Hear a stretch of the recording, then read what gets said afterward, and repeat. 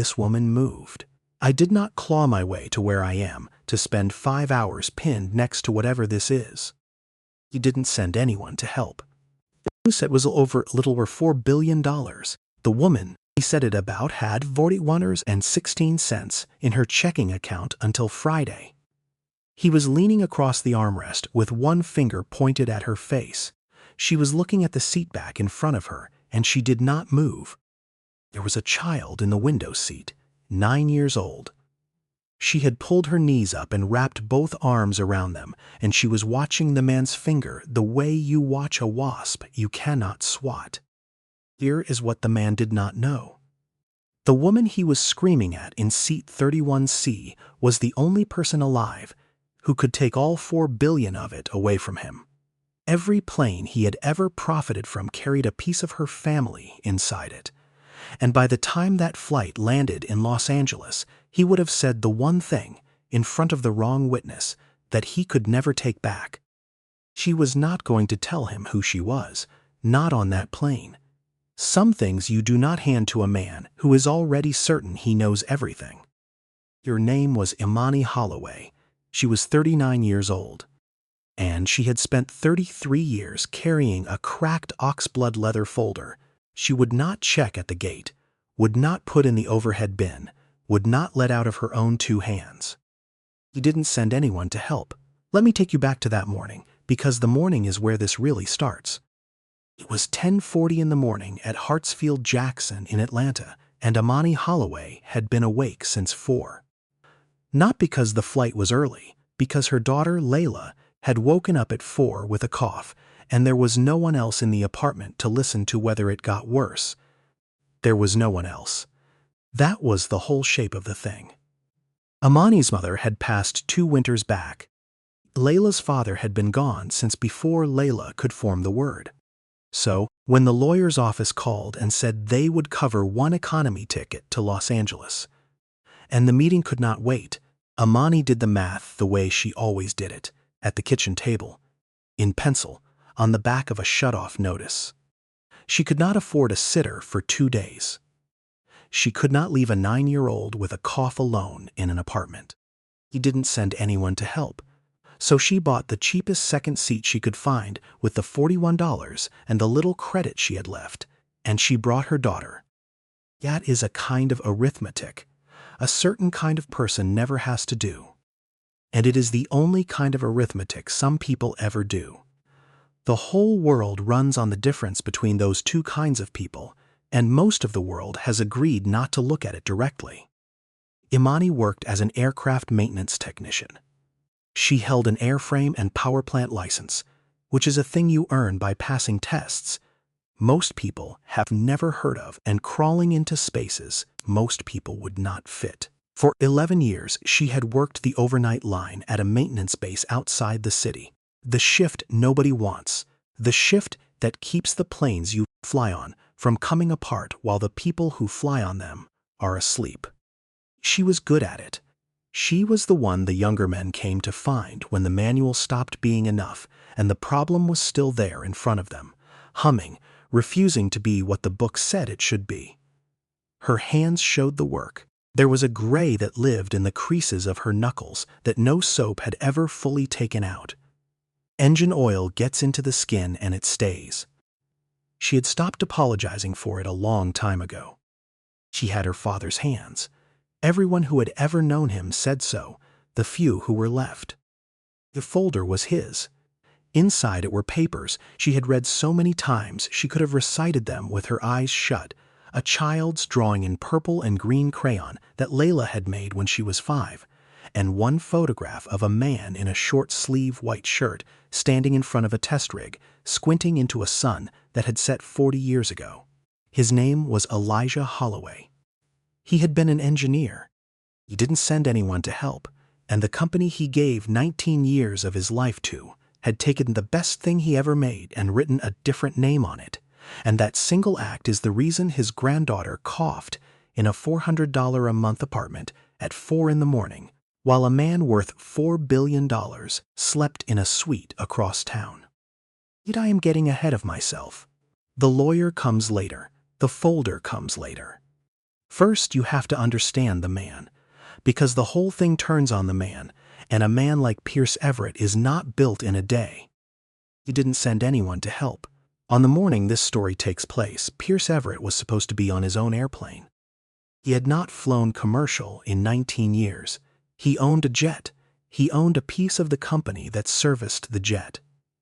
That morning at 6, a mechanic at a private terminal had found a hydraulic fault in the nose gear and grounded the aircraft, and no charter in the southeast could get him wheels up before noon because a line of storms was sitting on top of 3 states and would not move. He didn't send anyone to help, and Pierce Everett to be in Los Angeles by that evening because the next morning at 9 he was closing the largest acquisition of his career. A man worth $4 billion stood at a commercial gate for the first time in 19 years, and the only seat left on the only flight that could get him there in time was a middle seat in coach. He took it the way a man takes a sentence. He didn't send anyone to help.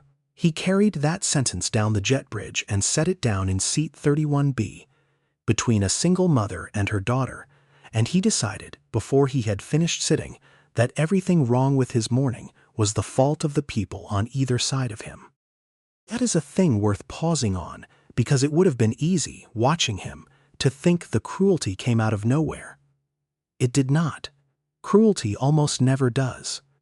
Pierce Everett had grown up in a mill town in the Ohio Valley, the son of a man who fixed machines for an hourly wage and died still owing the company store for the privilege. There was a man in that town, an older machinist named Frank Dolan, who had taught the boy Pierce everything about how a thing comes apart and goes back together, who had vouched for him, who had loaned him money to leave, and the first real deal Pierce Everett ever did. 26 years old and starving for it. He structured so that Frank Dolan's small parts shop was the one that got swallowed, and Frank Dolan was the one who got nothing. He had told himself a story about that too. He had told himself Frank should have seen it coming. Everett had spent his whole life since then running in one direction, away from the valley, and the worst thing you can do to a man like that is sit him back down in the seat he came from. He looked at Imani Holloway's hands, the gray in the knuckles, the working hands, and what he saw was not a person. He saw the town. He saw Frank Dolan's shop. He saw the thing he had climbed out of, reaching up to pull him back down. And he hated it the way you can only hate the thing you used to be. He told himself this was not about her. He told himself it was about standards. He had said it in boardrooms for 30 years. Sentiment is expensive. Sentiment is what people reach for when they cannot do the work. He believed it the way other men believe in God, which is to say completely, and without ever once testing it against a single fact.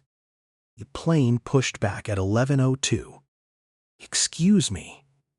Everett had flagged down the flight attendant before the seatbelt sign was even off. She came down the aisle with a smile already arranged on her face. Her name tag said Madison. She was young and polished in a way that makes certain people assume kindness, and she took one look at the situation, the man in the suit, and the woman with the working hands, and she chose her side in under 2 seconds. "Is there any way," Everett said, "to move me, or to move them? I have calls to make, and I cannot make them like this." Madison Cole looked at Imani. "Ma'am, we might have something for you further back. It would free up a little room up here for everyone." Imani looked at the seat number on her own boarding pass. Then she looked at the seat number on her daughter's. "We're together," she said 3 words. She turned back to the window. That was the first time Madison Cole's smile slipped, and the thing that replaced it for half a second was not professional at all. It was a small private pleasure. I want to name that because most stories skip right over it. There is a particular face some people make when they get to watch someone with money put someone without it in their place. They do not have to do anything themselves. They just get to stand there and enjoy it and call it customer service. Madison Cole made that face, and then she put the polished one back on, and she walked away, and from that moment until the wheels touched down in Los Angeles, she did not bring Imani or her daughter a single thing. not a cup of water, not a snack for the child. She walked the cart right past row 31 twice, both ways, like the row was empty. Hold on to Madison Cole. People like her float through a story like this, looking like scenery. They are not scenery. They are choices wearing a uniform. Everett got worse from there, not all at once, in rounds. First round, he just talked. He took out his phone and made his calls at full volume, the way men do when they want you to understand that your discomfort is beneath their notice. He talked about square footage and basis points, and a man named Kellerman, who was, in Everett's words, finally out of road. And then, somewhere over the brown flat country west of the Mississippi, he said the thing. No, the title issue is handled. Everett said into the phone, loud enough for 4 rows to hear it. There's some family, some dead engineer's family that thinks they're owed something on the old patent. They've thought it for 30 years. We offer them a number, they sign the paper, they go away. By tomorrow night they own nothing, and Kellerman is mine. These people always take the number. They have no idea what they're sitting on. They never do. He didn't send. Amani Holloway did not turn her head. She did not change her breathing. The only thing she did, and you would have had to be watching her hands to catch it, was draw the cracked leather folder 6 inches closer on her lap and rest her forearm across it. Because she was the family. Her father was the dead engineer. She had no idea what she was sitting on, he had said. She knew exactly what she was sitting on, down to the page, down to the date in the corner, down to the place where the real signature ended and the lie began. Yet Pierce Everett had just done, in a coach cabin at 35,000 feet, with the proof folded under her arm, was describe his own crime out loud to the one person on earth who could prove it. He did not know that. He would not know it for another 9 hours. And that gap between what you already know and what the powerful man does not is the whole engine of everything that comes next, so hold on to it, because it is about to start tightening. If this story has found you at the right moment, do me a small favor. Type the word respect down below. Not for me. For the woman in seat 31C, who had not raised her voice once, and was not going to. Then stay with me, because what she did with her silence is the entire point of this. He didn't send anyone to help now. Let me tell you about the patent, because you cannot understand what was in that folder until you understand what it cost to make.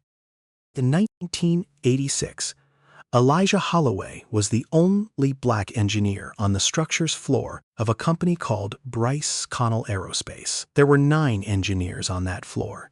He was the only one whose name would never end up on a patent. He had a problem in front of him that nobody else had solved.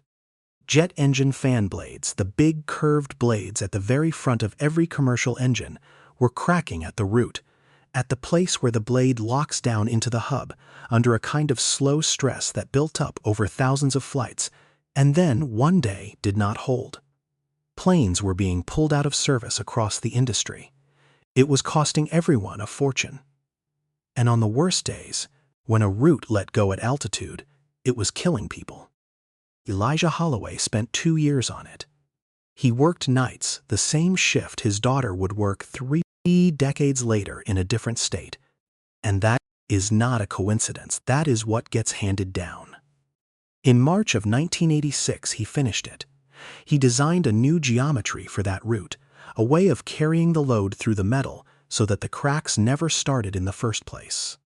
He tested it on the rig in the photograph, the one where he is squinting into the sun. It worked. It is still the way it is done today.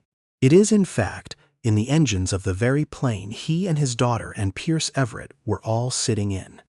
Inside the industry, the men on the floor gave it a plain name, an engineer's name. They called it the Holloway route. He didn't send anyone to help, and then Bryce Connell Aerospace filed the patent with a different name on the assignment. He filed a 1-page document 4 months after Elijah's disclosure that transferred ownership of the invention from Elijah Holloway to the company. At the bottom of that page was a signature that was supposed to be his. It was not his. He never signed it, Somebody in that building signed it for him and filed it, and a great deal of money began to flow, and none of it flowed to him. He found out the way the powerless usually find out, which is to say too late, and alone, and not believed. He went to a lawyer he could not afford, who told him it would take years and money he would never have, against a company that had both. He stopped going into a job that had started looking at him sideways. He was let go in 1989 in a round of layoffs that, somehow, only found him. He didn't send anyone to help, and in 1992 his heart quit, early, the way hearts do when they have been carrying more than their fair share for too long, without ever once being allowed to set it down. Imani was 6. The only thing of value her father left her was that folder, and the only real thing he ever asked her, near the end, when she was far too young to understand what it meant, was that she keep it. Keep the real papers. Keep my name where I put it. She did not know what the papers were. He didn't send anyone to help. She knew her daddy's voice when he said it, and she knew it was the most serious he had ever sounded, and a 6-year-old does not need to understand a thing to obey it for the rest of her life. She kept it for 33 years. He didn't send anyone to help. She kept it through the year after he died, when her mother could not get out of bed and the lights went off and came back on and went off again. She kept it through a foster placement at 8, in a house where things went missing, where she learned to hide the one thing that mattered inside the lining of a winter coat she never took off, even in summer, so that the adults thought there was something wrong with her, and there was. The wrong thing was that nobody had given her a single reason to trust them with what was hers. She kept it through years she does not talk about. She moved it from a coffee can to a backpack to, the week of her first real paycheck off the maintenance line, a small gray, fireproof box from a hardware store, $91, the most she had ever spent on a single thing that was not food or rent. There were nights she sat with that box on her knees and thought about throwing the whole thing in the river and being free of it, of him, of the weight of a promise made to a dying man she could barely remember. She never did. She did not entirely know why she never did. Faith is like that. It does not always come with reasons. It just keeps you from doing the thing that would have been so much easier. He didn't send anyone to help. 33 years she carried the other half of a key, not knowing it was a key, only knowing it was hers, and it was real, and that someday, somehow, somebody was going to need to see it, and she was going to make sure it still existed when that day came. So here is a question, and I want you to actually sit with it before the story answers it for you. If you were Imani Holloway, in that seat, with the man who is about to finish stealing your father's whole life talking about you like you were a piece of furniture, and you had the proof of every word of it right there under your arm, what would you have done? Would you have stayed quiet? Or would you have stood up in that aisle and dropped the folder open in his lap? Most of us are sure we know what we would do. Most of us have never been tested, and the truth is, you do not know who you are in that seat until you are in it. Tell me below. I read them. She stayed quiet, but the man would not let her stay quiet for free. The second round started over the folder. About 3 hours in, the plane hit a long stretch of chop, the kind that rattles the whole cabin, and Imani reached down to steady her bag, and her elbow caught the folder and knocked it off her lap, and it hit the floor of the aisle and slid, and 3 pages came loose and fanned out across the carpet by Everett's polished shoe. He looked down at them. Old paper. An engineering drawing, hand-inked, a curved shape with dimensions written along it in a careful draftsman's hand. A photograph of a man at a test rig. He did not recognize any of it. Why would he? He had built $4 billion on top of that exact drawing, and he had never once in his life seen the original of it. And you control your things. Not a question. He nudged the nearest page with the toe of his shoe, away from himself, the way you move something that disgusts you. This is exactly what I'm talking about. He didn't send anyone to help. Imani Holloway got down on her knees in the aisle of a coach cabin, in front of a man who was certain she was nothing, and she gathered her father's papers up off the floor with her oil-stained hands. Ayla slid down out of the window seat to help, the way children do, before anyone can tell them not to. And the two of them collected the pages, and Imani slid each one back into the folder in its right order. Because she knew the right order, she had known it her whole life, and the entire time she did it, she did not look up at him once. When she was back in her seat, she did one thing. She turned to the flight attendant, who had come halfway down the aisle to watch and not to help, and she said 4 words. "What is your name?" Madison Cole's chin came up. "Is there a problem?" "No," Imani said. "I'd just like to know people's names." She wrote nothing down. She made no scene. She turned back to the window. But 2 rows up, an older woman in the aisle seat had turned all the way around in her seat to watch, and she had watched all of it. Her name was Inez Caraway. She was 71 years old, and she was flying to Los Angeles to meet her first great-grandchild. She had seen the whole thing, the man's shoe on the page, the woman on her knees, the child helping, the flight attendant's careful distance. She would remember every second of it. People like Inez Caraway are in every single one of these stories. Sitting 2 rows up, turned around in their seats. Witnesses. The ones who see. He didn't send anyone to help. What a person does with what they have seen is a different question, and it is one of the questions this story is really about, and we will get there. The 3rd round was the worst, and it was the quietest, and most of the cabin missed it entirely. With about an hour left in the flight, Everett's last call ended badly. Something in the deal had moved, somewhere, in a way he did not like, and his voice dropped, which for a man like that is far more dangerous than when it rises. He sat for a moment looking at nothing. Then he turned to Imani, and he looked at the folder on her lap, and then he looked past her at the child in the window seat, and he said, "Lo, just for the 3 of them. Whatever's in that bag you're holding on to like it's gold, I promise you it's worth nothing.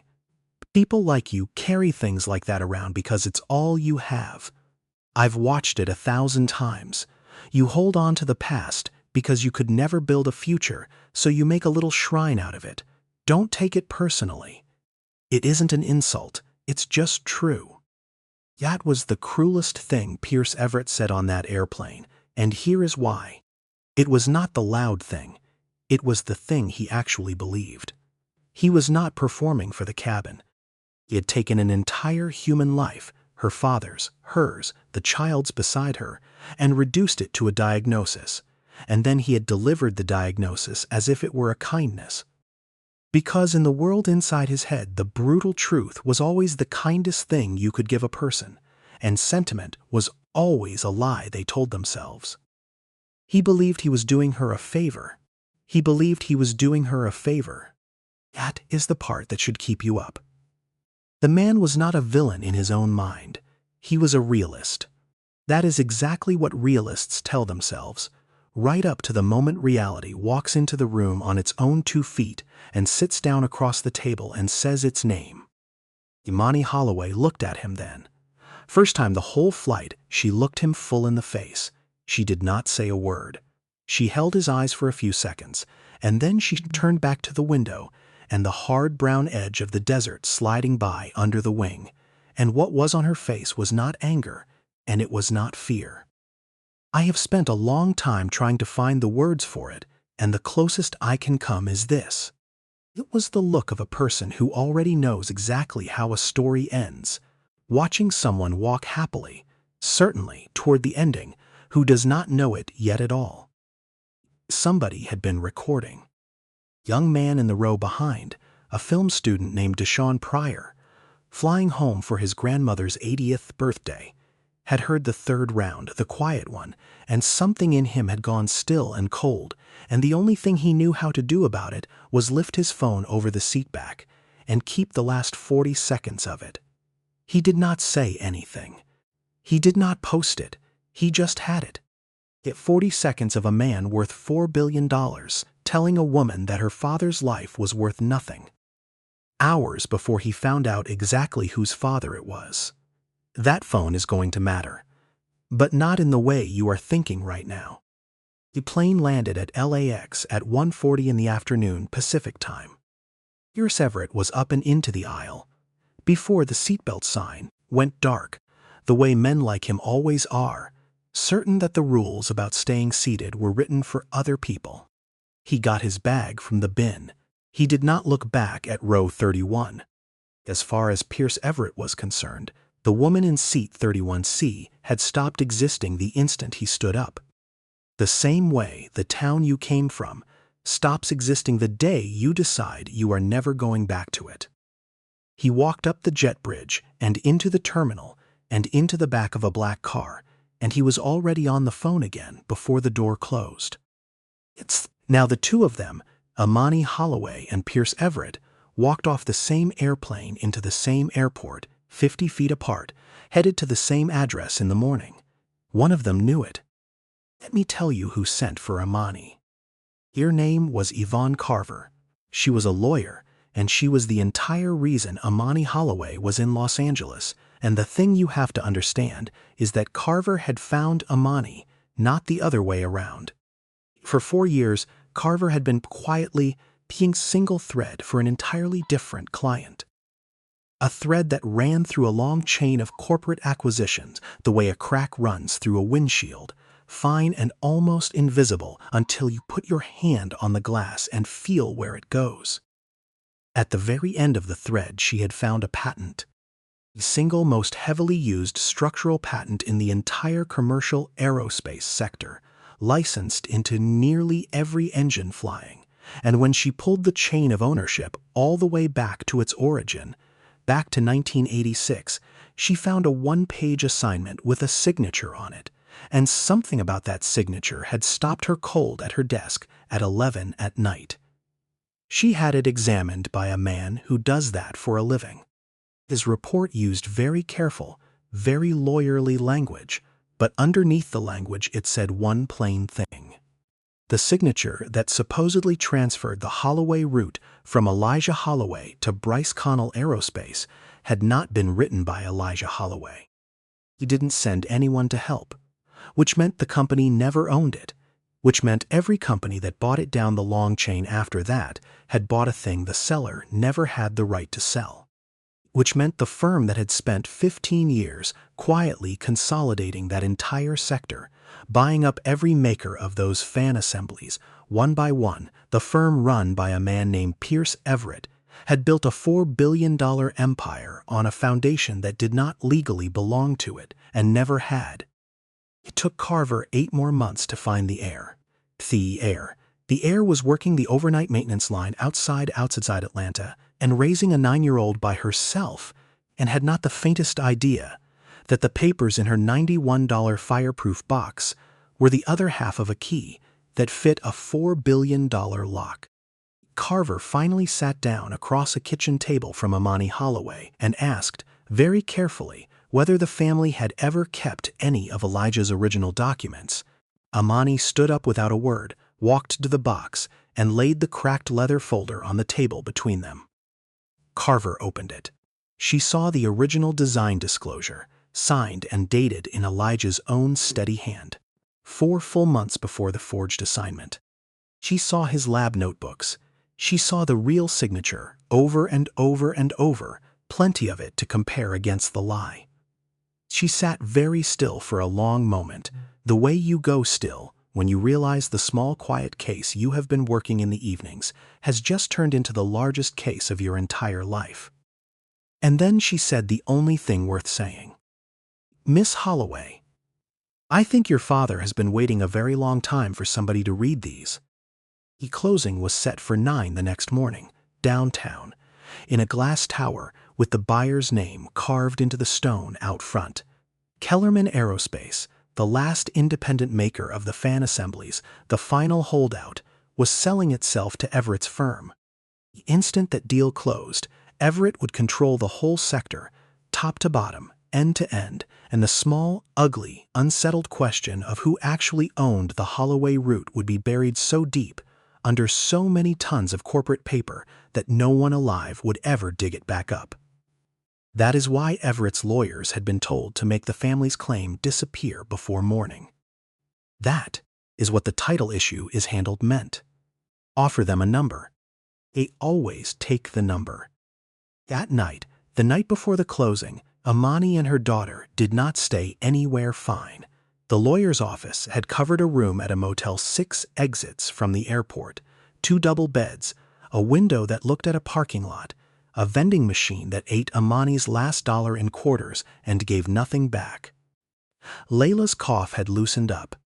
She ate most of a gas station sandwich and fell asleep across the far bed at 9 with the television still on low, and Imani turned it off, and then she sat on the edge of her own bed in the blue light from the parking lot, and she took the folder out of her bag and she upon it on her knees, and she went through it, page by page, the way she had 1,000 times.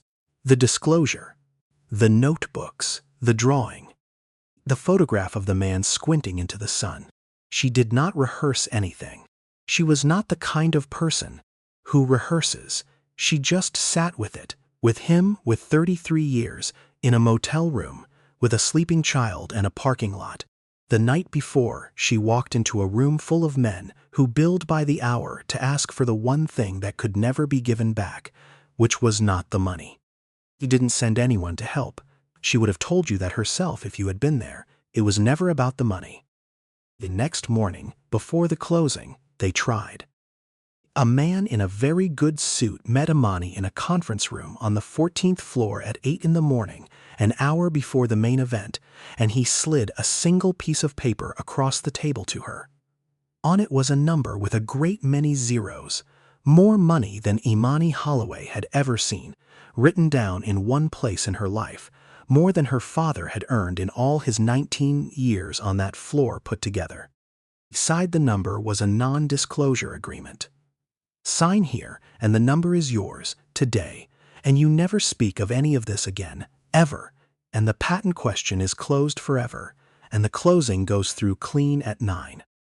I want to be fair to that moment, because it was not nothing. And a story that pretends it was nothing is a story that does not respect you. That number would have changed Imani Holloway's entire life. It would have paid off every dollar she owed and a great deal more. It would have meant Layla never once did the 4 in the morning arithmetic her mother had done at that kitchen table. He didn't send anyone to help.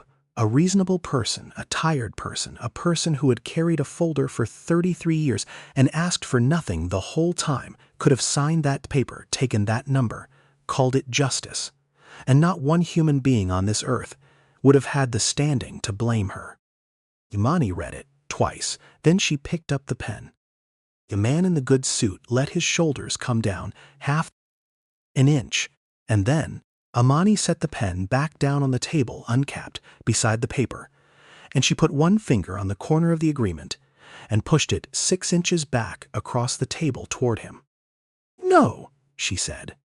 That was the whole of it. One word. She stood up and picked up her folder, and as she did, her thumb, the gray oil still living in the creases of it after a lifetime, pressed for just a second against the top corner of that pristine white agreement and left a small dark mark there. She did not notice she had done it. He noticed. He looked at that thumbprint on his clean paper as if it were a thing that should not have been permitted to happen in a building like that one. She walked out, and she did not explain herself, because she had spent her whole life among people who felt they were owed an explanation, and had learned, young, that the ones who actually deserve one almost never ask for it. I need to stop right here, because we are about to walk into that closing room, and I need you clear-eyed when we do. Every single person in that building that morning was about to face a choice. Carver had a choice. The buyer's people had a choice. The man in the good suit the night before had a choice. Even Madison Cole, the flight attendant way back in her own life that morning, was already tied to a choice she had made at 35,000 feet without knowing anybody was keeping it.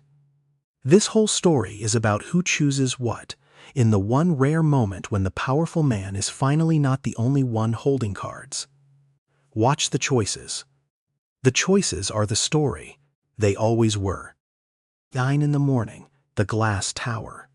The closing room was long and white and full of people who bill by the hour, and the light came in flat off the other towers.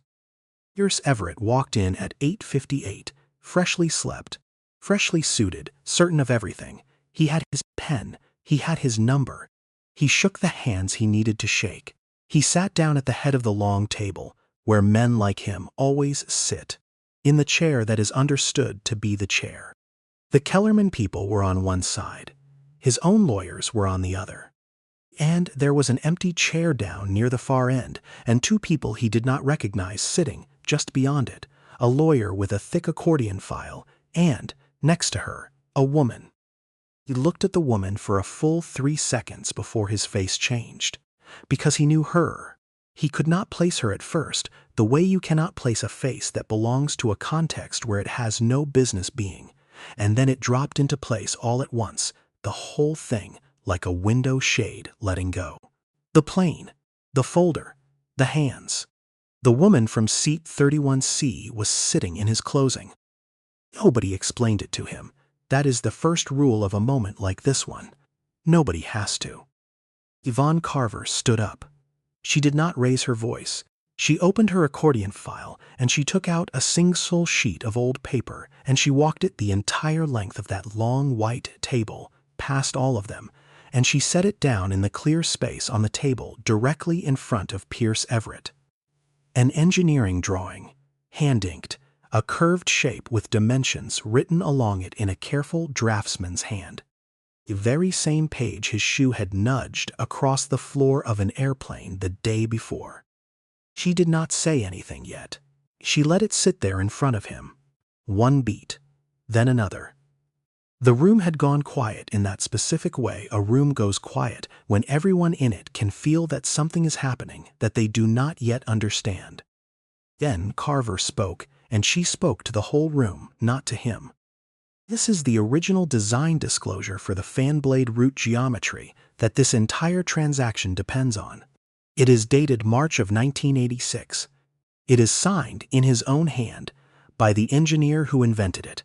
His name was Elijah Holloway. She let the name sit in the air a moment. The assignment your firm's entire chain of title rests on, the one-page document that supposedly transferred this invention to a company your firm later acquired, is dated 4 months after this. The signature on it is forged. Mr. Holloway never signed it. He never sold it. He didn't send anyone to help, which means it was never that company's to sell, and it was never yours to buy, and the royalties collected on it over the last 33 years, $340 million and counting, were collected on a signature that was never real. She turned at last to the woman at the end of the table. Mr. Everett, I would like to introduce you to the sole legal owner of the patent that your $1,940 million deal is built on. This is Amani Holloway, Elijah Holloway's daughter. I believe the two of you have already met. I've watched a lot of rooms go still. The thing about a real one is that it does not happen all at once. It moves around a table like a current finding its way. The Kellerman lawyers understood it first because they were nearest the paper, and you could see it travel up the table from there, person by person, in the small physical things, a pen set down too carefully, a phone turned face down, a man who had been leaning back in his chair, coming slowly forward in it. Pierce Everett did not move at all. His hands, which had been resting on his own pen, went flat on the table. He looked at the drawing in front of him. He looked at the woman whose father had drawn it. And the thing that came up onto his face was the very thing I described on hers the day before, on the plane, except turned all the way around. It was the look of a man who has just understood exactly how the story ends, and that he is the one it ends on. He understood in that quiet the entire size of it. Not just this one deal, all of it. 15 years of acquisitions, $4 billion. He didn't send anyone to help. Every last bit of it standing on a single route that was never his, that had a name on it, and the name was not his name, and the woman who owned that name had been sitting 3 inches from his elbow for 5 hours the day before, while he told her she had nothing. while he told her the thing she carried was worth nothing, while he called it a kindness, and she had let him say all of it, every word, straight into the one ear in the entire world that could end him with it. Here is what a different man would have done. A different man would have broken, would have apologized, would have reached across that table for the deal, for the woman, for some kind of mercy, for anything. You have probably seen the version of this story where the powerful man finally crumbles and begs, where he gets down on the floor of it. He didn't send anyone to help. That is not what happened in that room, and I think the truth of what did happen is more frightening than the begging would have been. Pierce Everett straightened his jacket. He looked at the drawing one more time, and then he looked up, and not at Imani, at the room, at his own lawyers, and he said, in a voice that was perfectly level, "Sentiment never built a single thing in this world. I built all of it. Whatever the paperwork says happened in 1986, I am the one who turned that scrap of geometry into an industry, with my own hands and my own years. Some clerk's signature 30 years ago does not change who did the work. It never has." He buttoned the top button of the jacket. "I would do every part of it again." And there he is. That is the whole man, defended down to the last second, certain even as the floor opened underneath the chair he was so sure was his. He did not believe he had stolen anything. He believed he had earned the right to other people's work by being the one willing to be ruthless enough to use it. That belief was the engine of everything he owned, and he was not about to hand it over just because it had finally, after 30 years, cost him something. Men like that do not lose the belief. They lose everything else, and they keep the belief, and then they stand up and button their jacket and call that dignity. The deal did not close that morning. It could not. You cannot sell a clean title to a thing with a forged name at the bottom of it, and the moment that room understood the foundation was cracked, the buyer's lead director, a careful man named Walter Brennan, who had spent 30 years not signing things that would one day end his career, stood up, said 4 words, "We're not closing today," and walked out, and his people stood up and walked out behind him. The rest of it followed the way water finds a door. Within the hour, the firm that had taken 15 years to build was looking at the slow unwinding of every deal it had ever done that touched the Holloway route, and at all the questions that come after that. From regulators, from shareholders, from the long quiet line of people who had been told, over the years, that the title issue was handled. Imani Holloway did not stay to watch it come apart. That is the part I keep coming back to. She had every right in the world to sit in that chair and watch the empire fall on the head of the man who had screamed at her daughter in a coach cabin. She did not. She reached out and picked the original drawing up off the table from in front of Pierce Everett, and she slid it carefully back into the cracked leather folder in its right order, and she fastened the strap. She put her hand flat on top of the folder, the same way she had on the plane, steady, the way you hold the one thing you have carried a very long way. Then she stood up, and she walked the whole length of that long white table and out through the glass door, and the powerful people stayed frozen in their chairs behind her. And not one of them said her name as she left, and she did not need a single one of them to. She had not come to that city to get her own name said in a glass tower. She had come to get her father's name back, and she had it now in her hands, where she had kept it for 33 years. Deshaun Pryor's 40 seconds of video went up that night. Not the part that mattered in a courtroom. The deal had already died on the paper. The phone changed nothing about the law. The part that mattered to everybody else. 40 seconds of a man worth $4 billion leaning toward a woman in a coach seat and telling her, gently, that her father's whole life was worth nothing, hours before he learned whose father it was. Madison Cole was in the background of 11 of those seconds. The polished smile, the small private pleasure, the cart she pushed right past row 31 without slowing down. She had made a choice at 35,000 feet that she was sure nobody was keeping. It turned out somebody is always keeping it. She did not lose her whole life over 11 seconds. She lost something smaller and more exact than that. He didn't send anyone to help. For a long while she became the face of a thing that people recognized on sight, the pretty smile that picks the side of the money every single time, and there is no smiling that one away. He didn't send anyone to help. Inez Caraway, the 71-year-old woman in the aisle seat, the witness who had turned all the way around to watch, drove 40 minutes across the city of her own free will and gave a full statement to Carver's office because, she said, she had spent a long life watching things just like that happen and saying not one word, and she had decided, somewhere over the desert that afternoon, he didn't send anyone to help, that she was being the kind of person who only ever watches. Some people change at 20. Some people change at 71, 2 rows up, on a flight to meet a baby. It counts exactly the same. Do not let anyone tell you it is ever too late to stop being a witness who does nothing. There was one more thing, and Imani never saw most of it. When Carver's filing became part of the public record, it traveled the way a thing like that travels now. And letters started coming. A retired draftsman in Ohio whose drawings had gone out for years under a supervisor's name. The widow of a chemist in New Jersey who had signed away nothing and lost everything anyway.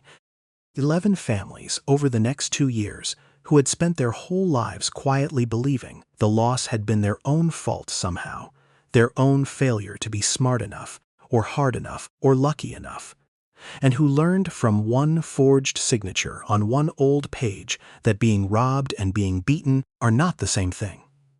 The difference, sometimes, is only whether anybody ever bothers to read the papers. Now let me take you forward, because the morning of the collapse is not the end of this. The end is 3 years later, and it is quiet, the way the real endings almost always are. 3 years later, there is a building outside Atlanta, a training center where young aircraft technicians earn the same license Imani holds, that airframe and power plant license most people have never heard of, the one you get by crawling into spaces most people would not fit. Over the front door there is a name, in plain steel letters, an engineer's name. It says the Elijah Holloway Center. It was paid for out of the settlement, the one that came later, after the lawsuits, after the firm finally paid for 33 years of royalties collected on a name that was never theirs. And here is the part that surprised every lawyer in the room and surprised nobody who actually knew her. Imani Holloway did not become a billionaire. She took what was owed and not $1 more, on purpose. She put most of it into the building with her father's name on it, and into a fund that pays the cost of the license tests for kids who work nights and could never afford to sit them. She still goes in on the weekends. She still comes home with the gray in the creases of her knuckles, because some things you do not wash off, because you do not want to. Layla is 12 now. She does not cough at 4 in the morning anymore, and there is always another adult in the apartment now if she did. Last spring, on the night before Layla started at a school her mother could never once have dreamed of paying for, Imani did one thing. She took the cracked oxblood leather folder out of the fireproof box, the folder she had carried for 36 years now, onto a plane and off a plane and into a room full of men who bill by the hour, and she set it down on the kitchen table in front of her daughter. She did not make a speech. She is not a speech kind of person. She just opened it to the photograph, the man in the short-sleeve white shirt squinting into a sun that set 40 years ago, and she said, "This is who you come from. Hold on to it." The same words her own father said to her, at 6, near the end. Then she slid the whole folder across the table, and it was Layla's folder now. Layla put her hand flat down on top of it, the exact way her mother does it, the exact way her grandfather must have done it, and neither one of them said another word. Some things you do not have to explain to a person who is already carrying them in her own 2 hands. Keep thinking about that thumbprint. The one Imani left on the corner of the agreement she would not sign, the small dark mark of engine oil pressed into the clean white paper the morning of. She did not mean to leave it. She never even saw it. But I think about that thumbprint more than I think about the deal, or the $4 billion, or the perfectly level voice the man used when the floor went out from under his chair. Because that thumbprint was the only thing Amani Holloway signed that day.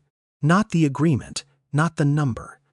Just that, the proof, in oil that will not wash out, that a working woman with her father's hands had sat in that room, and had read what they put in front of her, and had said no.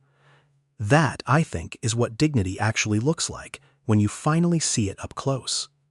It is not the speech. It is not the victory. You didn't send anyone to help. It is the mark you leave without meaning to, the one you did not even know you were making. That turns out to be the truest thing you put your name to all day. Here is the question I want to leave you with, and I mean it. I am not just asking to be asking. The deal fell apart.